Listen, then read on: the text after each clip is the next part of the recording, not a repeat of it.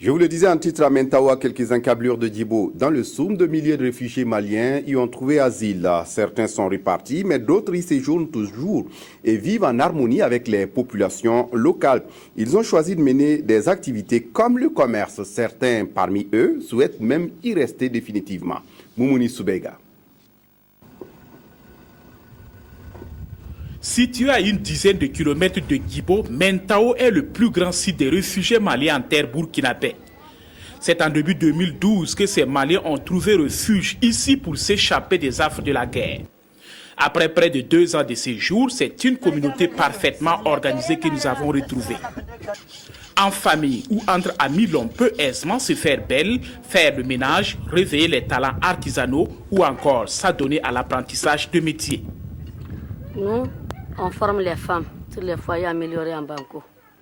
Parce que c'est au CADES que nous a formés nous aussi pour former les femmes du site, pour construire les foyers améliorés en Banco. C'est ici au Burkina, ici, on se sent bien, on se sent en sécurité, on n'a jamais eu de problème. Le site est subdivisé en 6 zones avec une diversité d'ethnies. Le camp de Mentao est composé de 2 ethnies majoritaires. L'ethnie Touareg, qui parle tamashek, et une ethnie arabe. Donc, ce sont les 2 ethnies majoritaires qui sont dans les camps de réfugiés. Mais en plus de ça, on a des Foufoundés qui parlent peu. Et on a des Songhai qui ne sont pas en si grand nombre. On a des familles aussi qui parlent Bambara. Depuis le Burkina Faso, ces réfugiés suivent de près l'évolution de la situation de leur pays. Je suis en contact avec le pays. Et le pays n'est pas stable. Il y a un affrontement entre l'armée régulière du Mali avec Amenela dans le cercle de Meneka, hier tout court. Avant ça, il y a 2 massacres qui étaient faits à Kidal, d'occidentaux, et malheureusement ils sont des journalistes, ils sont victimes. Et ça ne sera pas de bonne chose.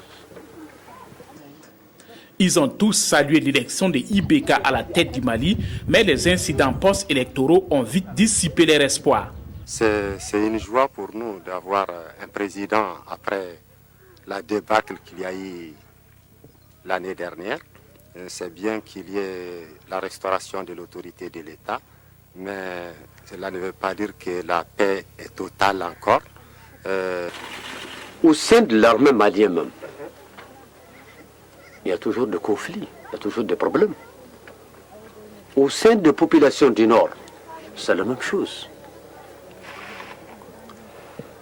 Mais ça complique les situations. Ça devient très difficile de gérer. À Djibo, nous avons retrouvé Mehdi Diko, un réfugié pas comme les autres. Loin des tentes, il gagne sa vie dans la boucherie. Bon, les clients, au début, c'est les réfugiés seulement qui sont nombreux. Mais 1 mois, 2 mois après, vraiment, c'est les Burkinabés même qui payent la viande. Beaucoup ici, plus que les réfugiés. Donc j'ai dit 5 ou 6 moutons par jour. 5 ou 6 moutons ou 4 moutons. S'il n'y a rien, quand même, c'est 4 moutons par jour. C'est ça. Et ça marche bien? Bon, vraiment, ça va, je suis très content.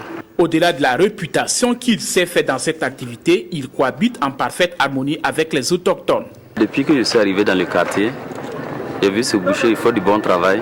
Il n'a jamais eu de problème avec quelqu'un. Tout comme Mehdi Diko, ils sont de plus en plus nombreux les réfugiés à se lancer dans des activités commerciales à Djibo. C'est le cas de ces grands importateurs de thé installés en pleine ville. Depuis qu'on est venu ici, on a aussi profité de faire le commerce au Burkina. Et on voit vraiment, en vrai dire, c'est toujours la même place. Le Mali, le Burkina, le même commerce, les mêmes situations, tout va bien. Malgré le changement de régime au Mali, la plupart des réfugiés que nous avons rencontrés ne comptent plus quitter le Burkina. Au Mali aujourd'hui, et puis le Mali d'hier, toujours c'est la même chose. Moi, personnellement, si j'ai la chance, une opportunité d'être une Burkinabé, je préfère ça que de partir au Mali. Parce qu'au Mali, on dirait que ça devient maintenant un contrat. Chaque 10 ans, il y a des soulèvements. On ne sait pas se dire. Je vois que ça va vraiment, il y a la paix. Et puis mon travail aussi, ça va par rapport à là-bas. J'ai une idée même après le retour des réfugiés là, de faire les démarches pour la nationalité. Dans tous les domaines, les réfugiés sont pris en charge. Des infrastructures et socio-éducatives ont été mises à leur disposition par la Commission nationale des réfugiés du Burkina Conaref en partenariat avec les Nations Unies et bien d'autres ONG pour assurer leur protection et leur épanouissement en terre burkinabé. Quand ils sont arrivés ici, ils étaient 18 000. Je pensais qu'on avait à avoir des problèmes de gouvernance, des problèmes de cohabitation. Mais Dieu merci, tout s'est bien passé jusqu'à présent. Ils cohabitent pacifiquement. Et même on avait pensé à l'inflation et tout. Mais c'est le contraire qui s'est produit. Grâce à eux, on n'a pas eu d'inflation. Surtout côté céréalier. Parce que vous savez, eux, on leur donne du riz, on leur donne des trucs qu'ils ne veulent pas. Et ils déversent ça sur le marché. Ce qui fait que ici les gens achètent ça. Et ça n'a pas, les prix des céréales n'ont pas augmenté toute l'année. Donc, surtout la période de soudure, là, on avait eu peur. Avec le retour progressif à la paix au Mali, certains ont préféré rentrer, mais ils sont encore environ 12 000 ici à Mentao. À Djibo, il est parfaitement difficile parfois de distinguer ces réfugiés des populations locales. Tous se côtoient à longueur de journée sans histoire, ce qui donne une autre couleur à la vie de la province de Soum, dont la population a réservé un accueil chaleureux à ses voisins en situation difficile.